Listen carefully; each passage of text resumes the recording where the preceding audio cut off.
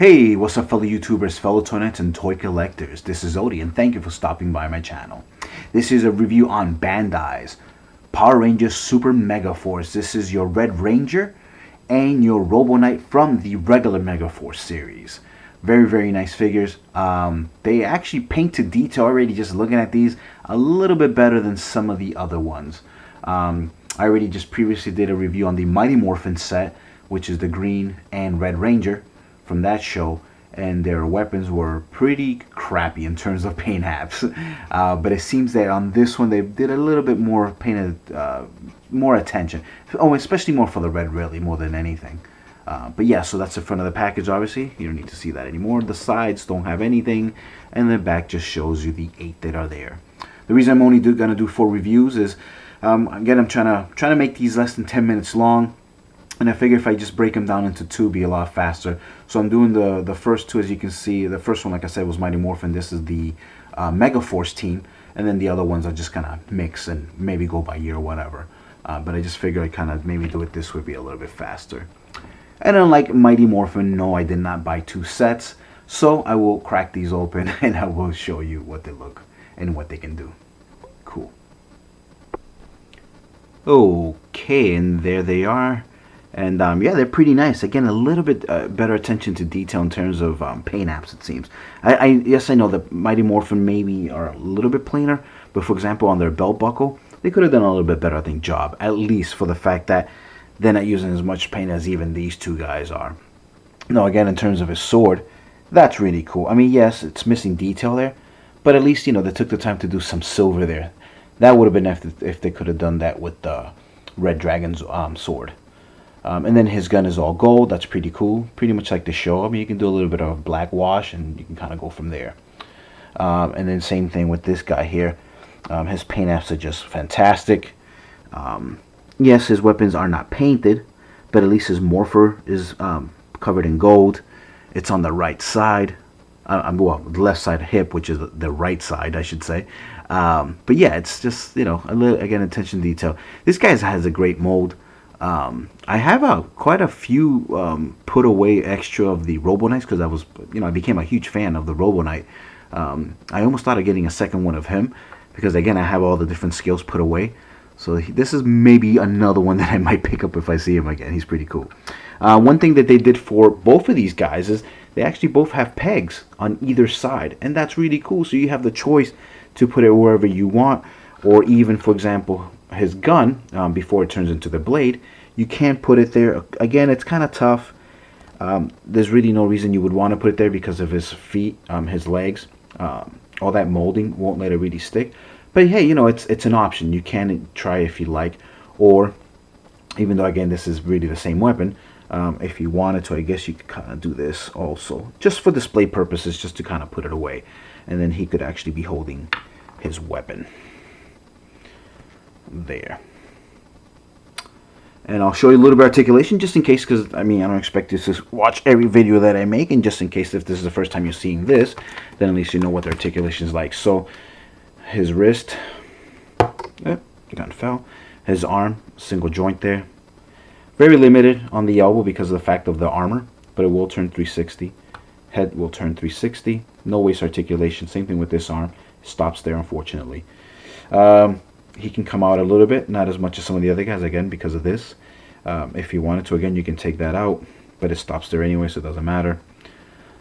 I like it on this side anyway. I think that's the perfect side. Single knee will turn on the shin there, 360, and nothing on the foot. So there you go. So that's his articulation. Pretty nice figure. Put his weapon back, and things are falling all over me. So there's his weapon there. Now, in terms of obviously the Red Ranger does the same thing. He just has a little bit better articulation. In terms of comparison, here is the last year's version, or the last run of the 4-inch scale, basically. Just so you can kind of see comparison. The 4-inch actually has better detail than 5-inch. As you can see, the chest is molded and it's painted, while, you know, obviously for a lot of these guys, they try to use the same chest and then just paint over it. So that's understandable. It is what it is. But even then, though, I think it's just a little too tight, where this has just a little bit better spacing.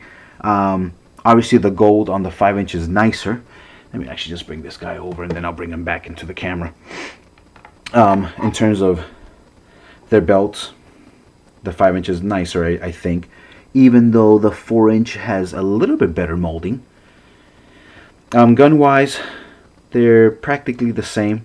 Again, he has, you know, a peg there so he can hold the weapon here also.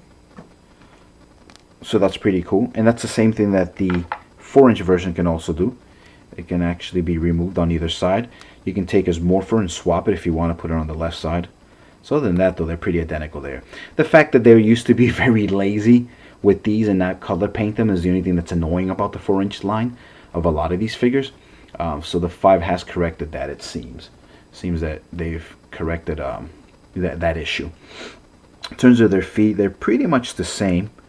In terms of the paint apps, I know that these guys now have some type of shielding there on the knee for some weird reason. That just looks weird. I like this mold a lot better. But yeah, there you go. It's gonna give you kind of quick glimpse there. Seems to have better back muscles there. So yeah, there you go. So that's that. So I'll bring him to the side there for now. And then on Robo Knight, pretty much the same thing. He has awesome molding, you know, for his chest piece. I think on both. I mean, it's kind of tough to pick a favorite at this point. Let's put this to the side because it's just in the way. But just kind of bring him forward there. I think obviously on the regular version, because I have the metallic version of this guy too. But yeah, the gold looks, I guess, more gold.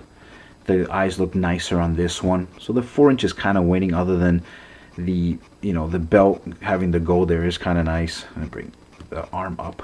Even on this one it's tough, so you kind of just have to do this. So there you go. So his morpher kind of faces forward. You can't really have it face down because it just hits the leg. But other than that, though, they're pretty nice, pretty close, I guess. You know, in terms of size, again, 4-inch versus 5. And their weapons, strangely enough, not that much longer. On this one, a little bit more noticeable, obviously. But when it's in gun mode, if I can find the other one, because I seem to have lost it. Oh, there we go. This is the one for the 5-inch because it has the peg, and this is the 4-inch without the peg. So he can't hold it. I mean, he can only hold it in his hand. He can't really holster it. So yeah, that's pretty much it.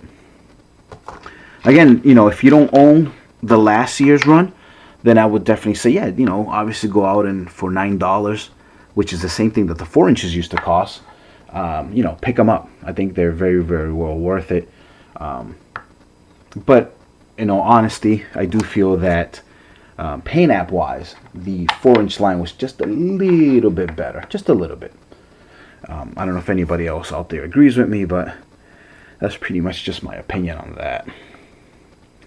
But other than that, though, if you're a completist like I am, you just love spending your money on doubles, triples, then go for it.